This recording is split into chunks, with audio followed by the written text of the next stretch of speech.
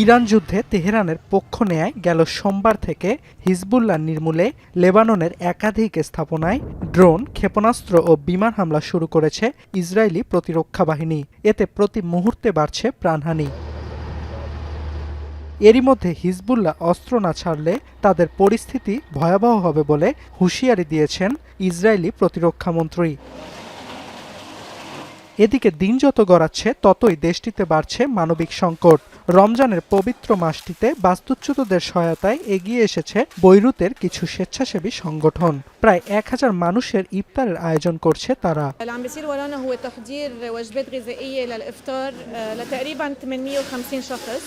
এদিকে চলমান সংঘাতে দেশটিতে মুখ থুবড়ে পড়েছে স্বাস্থ্যসেবা। এ কারণে বাস্তুচ্যুত বিশেষ করে নারী ও গর্ভবতীদের স্বাস্থ্যসেবা নিশ্চিতে অস্থায়ী ক্যাম্প খুলেছে জাতিসংঘ।